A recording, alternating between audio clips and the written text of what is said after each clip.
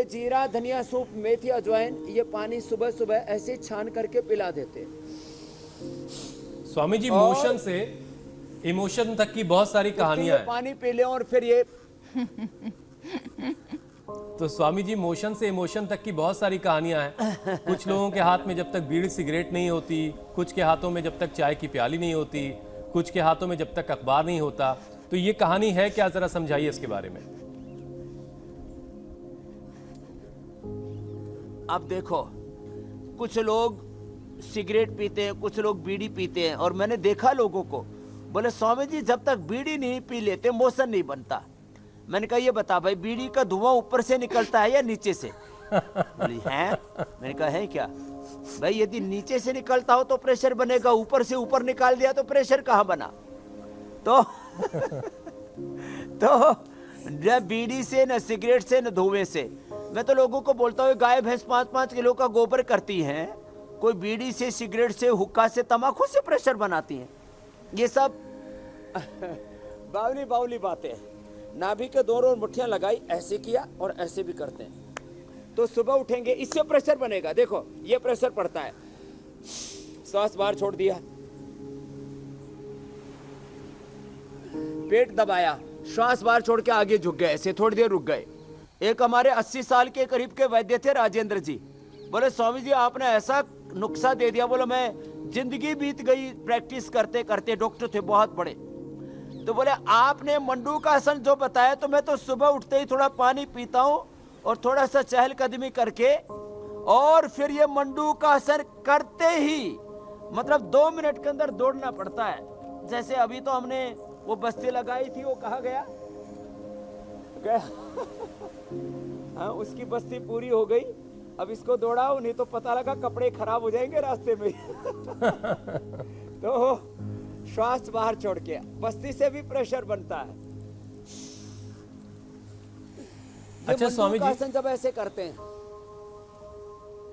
इससे बढ़िया प्रेशर बनता है। और खुश रहने से, चबा चबा करके खाने से पाचन मुंह से शुरू हो जाता है।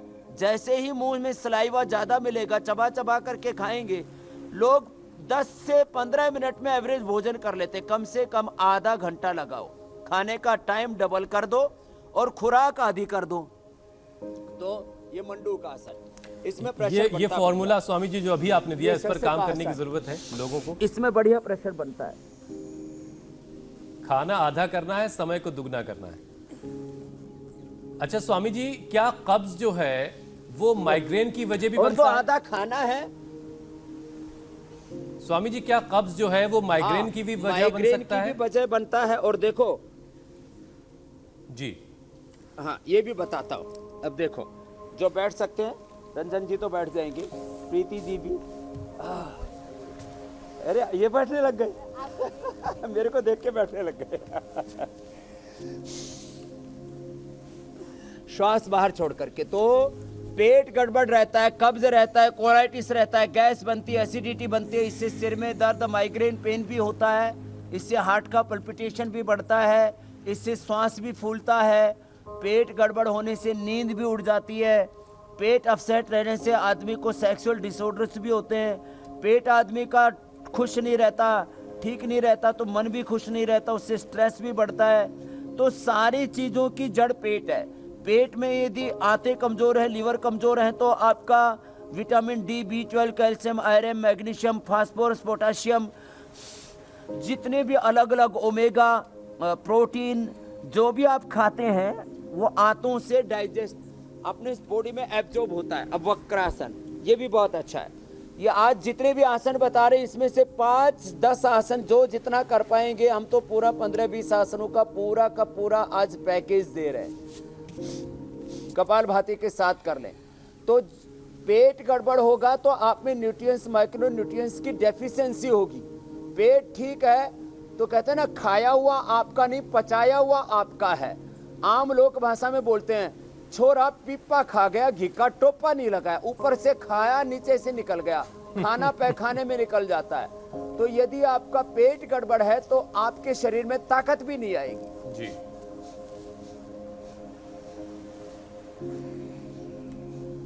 अच्छा स्वामी जी, बहुत से ऐसे लोग भी एक हैं तरफ से किया फिर दूसरी तरफ से।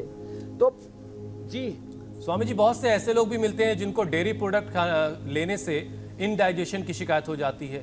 ये इंडिविजुअल प्रॉब्लम है, किसी में होती है, और जिनको होती है उन्हें इससे बचने के लिए क्या करना है?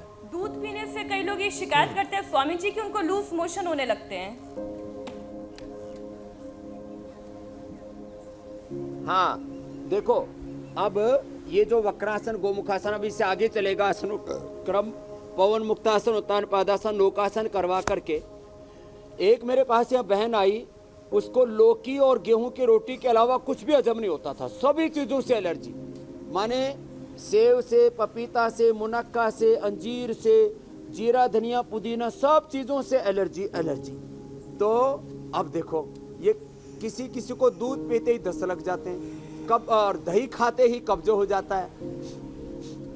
यद्यपि जब कोलाइटिस बहुत ज़्यादा हो जाता है तो हम दही के साथ अनार देते हैं, बेल देते हैं, पका हुआ केला देते हैं, पका हुआ पपीता देते हैं, उससे हम, और ये इससे हम कोलाइटिस को ठीक करते हैं। तो लेकिन दूध, दही, छाछ, ग्लूटेन से लेकर के खाने पीने की किसी चीज़ से एलर्जी ना हो, इसके लिए ज़रूरी है आपकी आंतों की इम्यूनिटी। तो लो इम्यूनिटी ये सब बीमारियों का कारण है। आहार, विचार, वाणी, व्यवहार, संबंध, व्यापार, जो भी हमारे जीवन में हम कुछ भी कर रहे हैं, उसका कहीं से भी असंतुलन होता है ना, तो वो हमारे रोग का कारण बन जाता है। तो खैर, थोड़ा बड़े परिप्रेक्ष्य में मैंने बोल दिया लो इम्यूनिटी। अब इम्यूनिटी स्किन की अलग है। किसी को अब जैसे बोर आ रहे हैं पेड़ों पर अभी, तो बोर आने से ही किसी को एलर्जी हो जाती है, किसी को थोड़ी ठंडी हवाएं चले उसी से एलर्जी हो जाती है। तो स्किन की एलर्जी अलग है, किसी को फिर अंदर मांसपेशियों में, नाड़ियों में, फिर हड्डियों में, फिर पेट में, अलग अलग ऑर्गन्स, लीवर में, आंतों में, फेफड़े में एलर्जी है, नाक के अंदर एलर्जी, आंखों में एलर्जी है, कान में एलर्जी, खुजली चलती है। तो इन सब का समाधान है, एक तो सुबह उठ करके लंबे लंबे सांस ले, मैंने बोला था ना, less oxygen supply, less physical exercise, stress, unhealthy lifestyle, उसको छोड़ करके योग को अपनी लाइफस्टाइल बनाएं। और जो सुबह इंडिया टीवी पर हम 8 बजे और शाम को 5 बजे बताते हैं, उसको अडोप्ट कर लें। हम आपकी सुबह भी अच्छी करते हैं, शाम भी अच्छी करते हैं। आपका कि सुप्रभातम, हम बोलते हैं ना, गुड मॉर्निंग, गुड इवनिंग। अब गुड मॉर्निंग, गुड इवनिंग खाली बोलते बोलते ही है, करते कुछ है नहीं। अरे कुछ करो धरो भी है? खाली गुड मॉर्निंग, गुड इवनिंग बनने से बात नहीं बनेगी। तो हम इंडिया टीवी पर जो कर रहे हैं, करा रहे हैं, ये गुड मॉर्निंग वाला काम है, ये गुड इवनिंग वाला काम है, सुबह 8 बजे, शाम को 5 बजे। तो ये आप जो बता रहे थे, आपने एक पूछी, मैंने 100 बात बता दी उसके साथ, कि यदि पेट ठीक है तो सब कुछ ठीक है, पेट ठीक नहीं होगा तो मोटापा बढ़ेगा, मेटाबॉलिज्म गड़बड़ होगा, तो जो खाएंगे वो शरीर का मोटापा बढ़ा देगा, बीपी बढ़ा देगा, शुगर बढ़ा देगा, कोलेस्ट्रॉल बढ़ा देगा। तो पेट ठीक है तो मेटाबॉलिज्म ठीक रहेगा, मोटापा नहीं बढ़ेगा। पेट ठीक है, आपकी जठराग्नि ठीक है, तो सप्त धात्वाग्नि, भूताग्नि, सप्त धात्वाग्नि, पंचभूताग्नि, जठराग्नि सब ठीक होती है प्राणाग्नि से। तो यदि पेट ठीक है, ये पवन मुक्तासन 1 मिनट से लेकर 5 मिनट करना है। फिर उत्तान पादासन, आज ही कड़ाके की भूख लगेगी, आज ही जिनको कब्ज है उनकी दूर हो जाएगी कब्ज। पैर ऊपर उठा के रखे और 1 से लेकर के 2, 3, 5 मिनट तक कर सकते हैं। तो कब्ज दूर तो कमजोरी दूर, खाया पिया हजम हो जाएगा, कमजोरी नहीं रहेगी, हीमोग्लोबिन कम नहीं होगा, हड्डियां कमजोर नहीं होगी, मांसपेशियां कमजोर नहीं होगी। अब एक पेट के गड़बड़ी होने से ये सारे रोग हो जाते हैं हुसैन भाई, मीनाक्षी में। अब इंडिया टीवी हर वक्त हर जगह डाउनलोड करने के लिए सर्च करें India TV news Google play store या ऐप स्टोर पर।